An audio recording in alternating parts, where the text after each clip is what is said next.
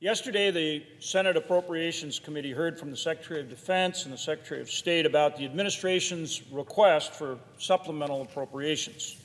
We heard about a wide range of threats to the national security and the national interests of the American people. Now, I believe that we need to support Israel, our staunch ally. We see the Israelis fighting for their very existence. They need our help, and they need it now. I believe this includes not only military assistance, but also standing against Iran. Various attacks have been launched at the United States forces across the Middle East since October 7th. And they've been launched at the behest of Iran. We know that. And we must make it clear to Iran that there are consequences for attacking U.S. forces. In addition to support for Israel, I also recognize that we need to support Ukraine. We know from history that tyrants like Putin do not stop. They must be stopped.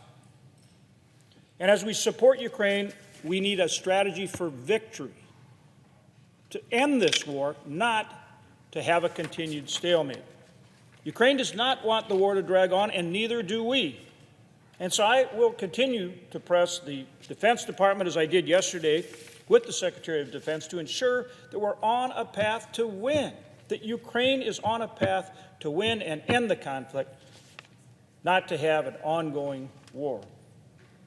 So we need to support Israel, we need to support Ukraine, but at the same time, enhancing our national security means we also need to secure the homeland, and that means securing our southern border. Border security is national security. I repeat that. Border security is national security. But this administration, the Biden administration, does not have a plan in place to secure the border. They're doing just the opposite. We have an open border at a time when we're concerned about attack from terrorists. Last month, we had a record 270,000 illegal encounters at the southern border.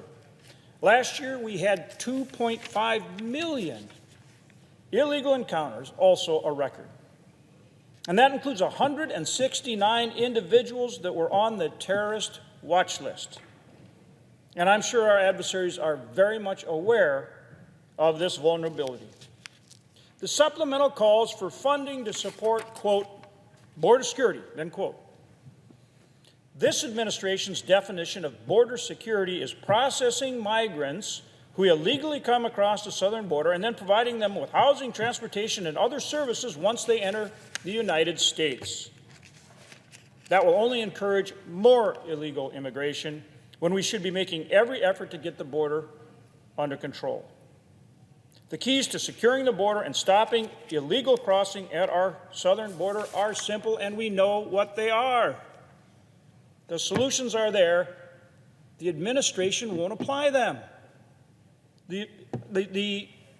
And we know, we're not guessing at this, because the last administration put these in place and they work. They are reinstating the migrant protection protocols, meaning the Remain in Mexico policy, and enforcing the third safe country agreements. They work. We know they work. We've seen them work. The Biden administration has those tools. They won't use them.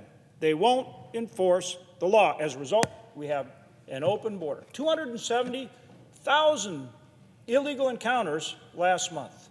2.5 million last year. 169 people encountered who are on the terrorist watch list. How many came across that are on the terrorist watch list that we don't know about? The gotaways.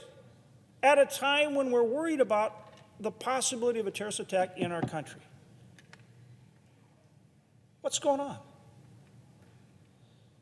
And we need to also continue construction of the border wall so that the CBP can truly control this border. It is way past time to get this done. These are the things that I think must be included as we consider this funding. We need to secure our border as well. It is about, if we're talking national security, we have to recognize that border security is a vital part of national security, and that must be part of what we include as we consider this funding. Again, I emphasize border security is national security.